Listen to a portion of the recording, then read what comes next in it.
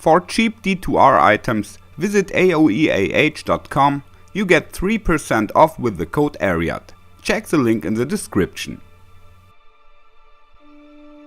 Hello and welcome everybody. In this post, I would like to guide you through my best items from 2 years of Diablo 2 Resurrected. A lot of them I found myself, but some items I also got from the community or by trade. I still know the story to almost each of these items. Let's start with my sideboard items, which are available for all characters in the shared stash. 2 of these 3 bearskin small charms I dropped myself, one with life and one with hit recovery. The other I traded with a clanmate. Lightning resist charms are very popular because there are some strong opponents with lightning damage in both PvE and PvP. Then comes my best self-found small charm with max AR life. I have few more of that punch, but I've traded the others. This charm here is the reason why it can be worth picking up large ones as well. Ruffy from my clan has found it, and I still owe him several jar runes for it, because it's an absolute max roll. At the time, it was worth about 25 to 30 jar runes. Then there's a great charm that I found myself, also a very powerful piece. I dropped it in the terrorized Chaos Sanctuary, so it could have rolled up to 45 life, but unfortunately it didn't. I also have other charms like that, but again, they are from crates. Some of you will also maybe remember my perfect Annie drop. Talking about charms, luck really was with me. I had also found a fire skiller with 45 life, which I had sold for 25 barunes at the time. But on the other hand, my rune drops itself were pretty bad when I remember back. Here you can see my best rings. The first one here I traded from a friend. Best regards at this point. Especially the high attack rating roll is really nice here, plus cast rate, all resists and even a little strength and life leech. I like to play the ring on different melee chars, like Barbarian or Ranger Dean. The other rings are also quite nice. I crafted or found them all myself. There are some dual leechers, but also stats, resists and cast rate can be reasons why a ring is useful.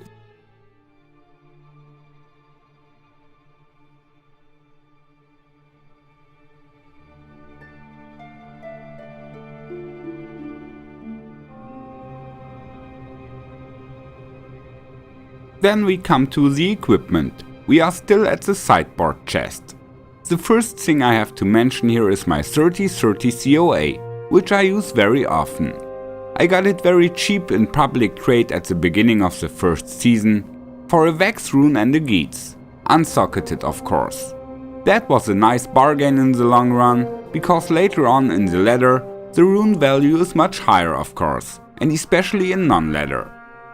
Let's continue with my self-made Phoenix Vortex shield, which rolled a mighty 455% increased damage. The base had 61% if I remember correctly. The aura is also max rolled. I estimate the value of this shield to be easily about 30 jar runes or more.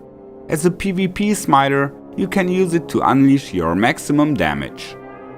A few belts I'm very happy about. I got the 120 ED Arachnid Mesh from Mephisto. In terms of gameplay, a good roll hardly makes a difference here, but it just looks nice. With the Verdungos on the other hand, the 40 vitality and 15 damage reduction are not only beauty, but also useful. I crafted this belt long time ago. It's actually pretty cool, but I haven't really been able to use it on any of my builds yet, even though the stats are kinda powerful. I also have a good pair of Draculs. Only the life after a kill is rolled low here. Otherwise an absolute top example. I traded this pair within the clan, if I remember correctly from Isuel. Now we come to my trophies, which each have a place at some particular build. And first of all there's my Templar Vindicator.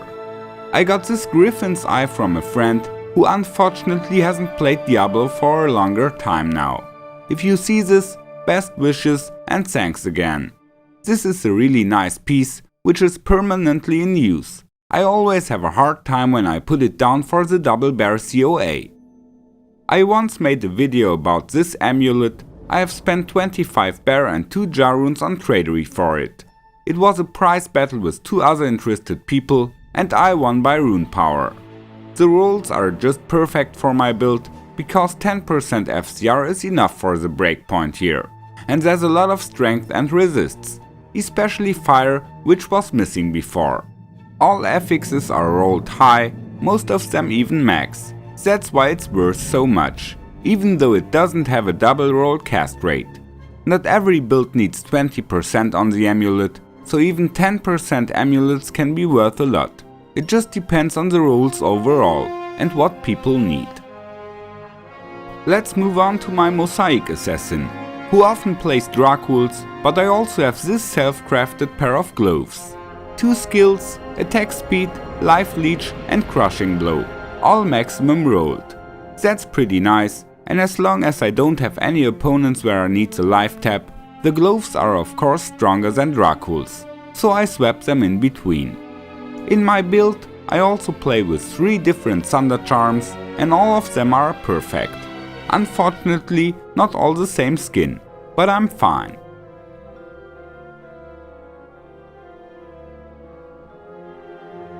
For a long time the Boazon was my only favorite character. Now she shares the place with Paladin and Barb, but of course I also have some nice stuff here. First of all, my face diamond bow. The base is even perfect. The roll unfortunately not yet, but still a very solid bow for PvP. You can reach maximum attack speed very easily and have a very constant damage output due to the high minimum damage. Many pro players at least have this bow in their sideboard, some also use it as main, depending on playing style and taste. Of course you should also have a GMB, for a max damage setup this is the way to go. And for some situations even a mat bow can be useful. It needs even less IAS to get to max speed than the diamond bow and has a different damage pattern. My Boazon also uses different headgear. She is currently wearing her teleport setup and needs a cast rate from this coronet. Of course, I use the 2 sockets for IAS ED jewels. This tiara I play with my maximum damage setup. The 45% IAS is necessary to reach maximum speed with the Grand Matron bow. But if I play one of the other bows, I can also use this COA, which I even found myself. That's why it is also personalized. Furthermore, my PvP Amazon also has a really cool javelin, which I got from El Grillos. Thanks a lot again. Ethereal Titans with 196% damage. That's huge. In addition, the Amazon also has one of my best Hellfire torches. It is almost perfect and my smiter got it from Uber Tristram in the first season. Let's move on to my PvP Assassin, which is still under construction. Here's a trophy I probably got last year during the Christmas gambling events. 2 assassin skills, 2 sockets, plus movement speed and cast rate. That's pretty awesome. Then I have this ethereal claw with cruel and fool's mod and also self-repair. Unfortunately, no attack speed is rolled, and the Suvaya itself is a pretty slow weapon class. So it's hard to fit this claw into the setup, although the damage is really powerful. Isuel found the claw and gave it to me. Thanks a lot, bro.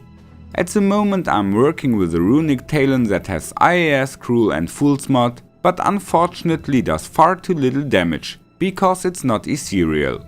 So it's just a temporary solution. I got this claw as a gift from the community. Thanks again. The assassin also has this dual leecher with a lot of strength and attack rating. I have used it on my barbarian as well. It was one of the first dual leech rings I found myself.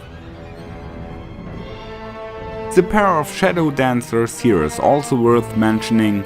2 skills and 25 dexterity. Only the defense is not maximum. A nice pair that I traded for cheap. I think I only paid a low for it. Last but not least, an item that I have on my Spear Amazon. A very high rolled Breath of the Dying Warpike. Ethereal of course.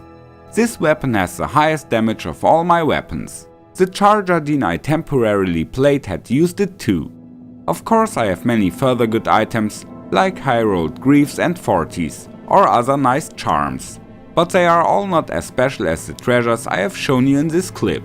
Have a nice week, take care, and may the loot be with you. Come on. Follow me. Thank you. Bye.